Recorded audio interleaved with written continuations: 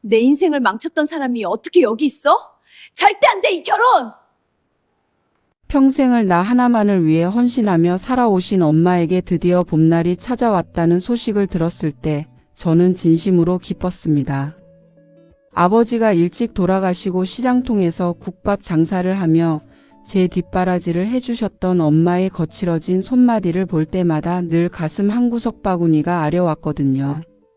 그런 엄마가 수줍게 웃으며 나도 이제 곁을 내줄 사람이 생겼다고 말씀하셨을 때 저는 앞뒤 재지 않고 축하의 인사를 건넸습니다. 엄마의 노후가 외롭지 않기를, 따뜻한 온기 속에서 평안하기를 간절히 바랐으니까요. 상견례 날짜가 잡히고 저는 엄마에게 예쁜 옷도 한 벌 사드리고 저 역시 정중한 모습으로 그분을 맞이할 준비를 마쳤습니다. 식당 문을 열기 전까지만 해도 저는 새로운 가족이 생긴다는 설렘에 가슴이 두근거렸습니다. 하지만 그 문이 열리고 상대방의 얼굴을 마주한 순간 제 세상은 단숨에 무너져 내렸습니다. 30대 초반의 제가 감당하기엔 너무나 가혹한 운명의 장난이었죠. 그 남자의 눈이 저와 마주치자마자 떨리는 것을 보았고 저 역시 심장이 멎는 것 같은 충격을 받았습니다. 그는 제가 사회초년생 시절 부당한 누명을 씌워 직장에서 쫓겨나게 만들고 제 꿈을 짓밟았던 전 직장 상사의 숙부이자 제 퇴직금마저 가로채려 했던 그 파렴치한 인간이었기 때문입니다. 그 남자는 저를 알아보지 못하는 척 인자한 웃음을 지으며 인사를 건넸습니다. 하지만 저는 똑똑히 기억합니다. 8년 전 제가 다니던 작은 유통회사가 도산 위기에 처했을 때 격리직이었던 저에게 공금 횡령의 혐의를 뒤집어 씌우려 했던 그 교활한 눈빛을 말입니다. 당시 사장의 친척이라는 이유로 이사 직함을 달고 있던 그는 자신의 도박 빚을 갚기 위해 회사 돈을 빼돌리고는 만만한 신입사원이었던 저를 희생양으로 삼았습니다.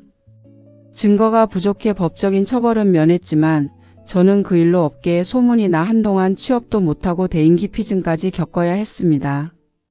엄마는 그런 저를 보며 속상해 하셨지만 구체적인 가해자가 누구였는지는 정확히 모르고 계셨죠.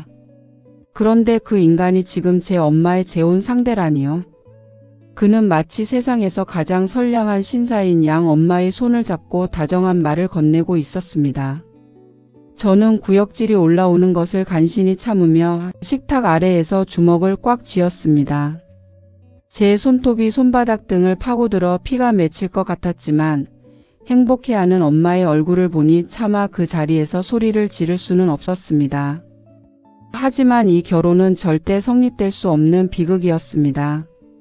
식사 시간 내내 그는 교묘하게 자신의 과거를 미화하며 엄마를 현혹시켰습니다. 봉사활동을 다니고 어려운 사람들을 돕는 것이 취미라며 허무맹랑한 소리를 늘어놓는 그의 모습에 저는 온몸에 털이 곤두서는 기분이었습니다. 엄마는 그가 내뱉는 한마디 한마디에 감동한 듯 고개를 끄덕이며 연신 미소를 지으셨죠. 저는 도저히 참을 수 없어 화장실을 핑계로 자리에서 일어났습니다. 뒤따라 나온 그 남자는 복도 끝에서 본색을 드러내더군요. 아까의 인자한 표정은 어디 가고 서늘한 눈빛으로 저를 쳐다보며 말했습니다. 세상 참 좁네. 하지만 예전 일은 다 잊어라. 네 엄마가 나를 얼마나 의지하는지 보이지? 조용히 있으면 너도 앞길이 평탄할 거다. 협박 섞인 그의 말에 저는 분노가 머리끝까지 치밀었습니다. 그는 여전히 반성하지 않았고 오히려 엄마의 재산을 노리고 접근한 것이 분명해 보였습니다. 엄마가 시장 일을 하며 평생 모은 상가 건물과 적금이 그의 타깃이었던 겁니다. 저는 그 자리에서 결심했습니다. 제 과거의 상처가 다시 들춰지는 한이 있더라도 엄마를 이 악마의 소굴에서 반드시 구해내겠다고 말입니다. 집으로 돌아온 후 저는 밤잠을 설쳐가며 과거의 자료들을 뒤지기 시작했습니다.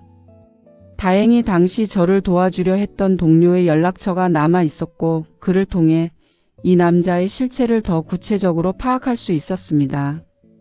알고 보니 그는 이미 2번의 이혼 경력이 있었고 전처들에게도 금전적인 피해를 입혀 소송 중이라는 충격적인 사실을 알게 되었습니다. 엄마에게 이 사실을 어떻게 전달해야 할지 고민이 깊어졌습니다.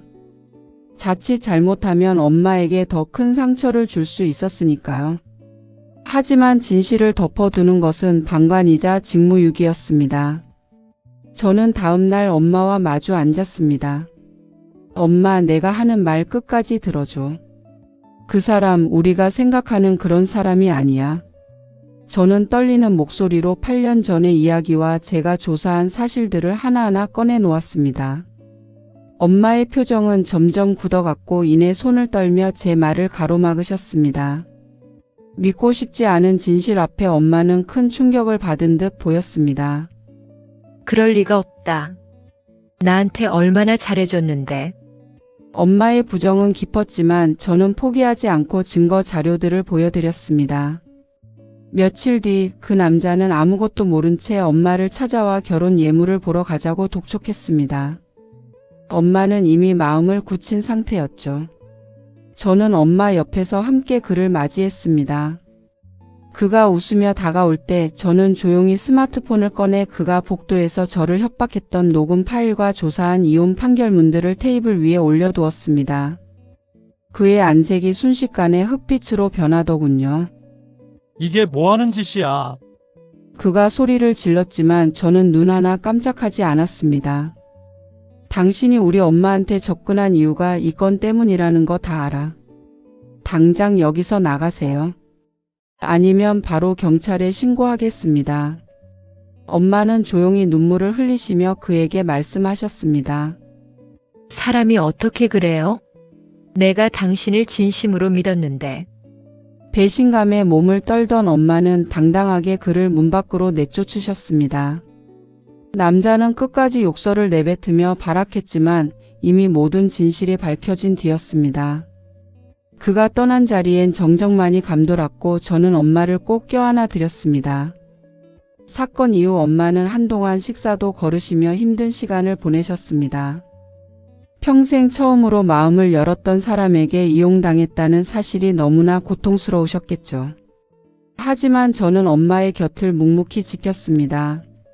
주말마다 엄마와 함께 산책을 가고 맛있는 음식을 해먹으며 엄마의 마음이 아물기를 기다렸습니다. 시간이 약이라는 말처럼 엄마는 조금씩 생기를 되찾으셨습니다. 어느 날 엄마가 제 손을 잡으며 말씀하시더군요. 얘야, 내가 잠시 눈이 멀었었나 보다. 내 곁에 이렇게 든든한 딸이 있는데 무엇이 더 필요하겠니? 덕분에 내 인생의 마지막 실수를 피할 수 있었어. 정말 고맙다. 그 말을 듣는 순간 제 마음속에 남아있던 8년 전의 응어리도 눈 녹듯 사라지는 기분이었습니다. 과거의 상처가 오히려 엄마를 구하는 힘이 되었다는 생각에 묘한 안도감이 들었습니다. 우리는 그렇게 서로의 상처를 보듬으며 이전보다 더 깊은 유대감을 갖게 되었습니다.